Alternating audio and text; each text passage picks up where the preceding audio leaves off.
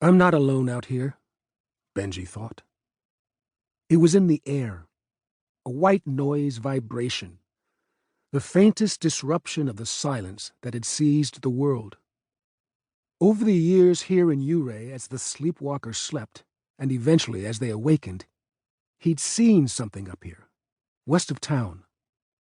A bird, he'd thought at the time, but it glinted a bit in the sun. And it didn't move like a bird, not at all.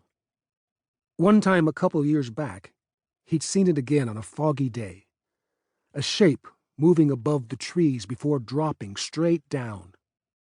A year later, as evening settled in, he saw it once more, maybe a quarter-mile off. A dark little mote, like a crow.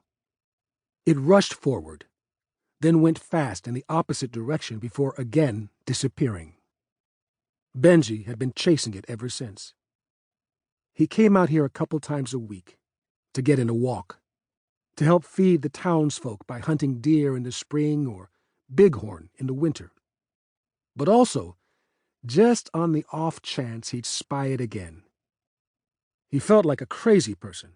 No one else had seen it, but Benji was a man of both science and faith. He had faith he'd see it again, a hypothesis he tested often. This morning, he'd gone off the Oak Creek Trail, stalking an old deer path through the spruce, about midway up to the overlook on Hayden Mountain. And he was sure that today was the day. He could feel it in his teeth. He knew he wasn't alone out here, a fact that both thrilled him and troubled him in equal measure, because being alone out here wasn't good.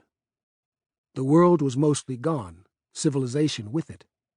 So if it wasn't a person out here, and if it wasn't the little UFO he'd been tracking, then that could mean a black bear, or worse, a mountain lion. Such predators didn't care much for human prey, especially now that those animals were no longer forced to forage for garbage or human food. But should he come upon one with its family nearby, he'd be torn to red ribbons. His hands tightened around the cold metal of the Winchester lever-action rifle. And then ahead he heard something. Not a telltale snap of twig or crunch of leaf. No, this sound was a low, mechanical whine, like a distant drill spinning. Not a bear, not a cougar. And it was coming closer. He brought the butt of the weapon to his shoulder but kept the barrel low. His heartbeat kicked up like a galloping horse. Vroom. That sound, closing in. Ahead he saw something shake the leaves of an aspen and shudder the branches of a blue spruce.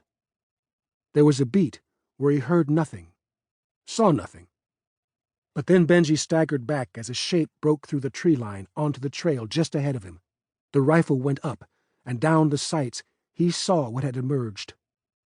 A drone. No bigger than a dinner plate and matte gray with 4 propellers, 2 in the back raised up, and 2 in the front, down low, the way that a crab held its claws. The drone hovered midair and pivoted carefully toward him. 4 red lights marked the corners beneath each propeller, and underneath its body, in a wire mesh cage, was what looked like a camera. The drone was filthy and corroded. Bits of twig and vegetation dangled from it. It hovered about 30 feet in front of him. He almost laughed. There it was. He'd found it. He hadn't lost his mind.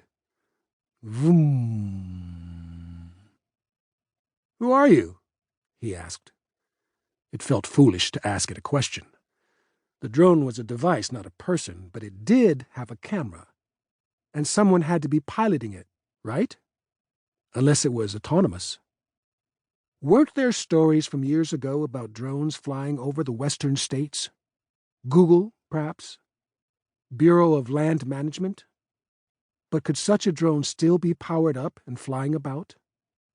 The drone continued to hover in place, as if it was regarding him the same way he was regarding it.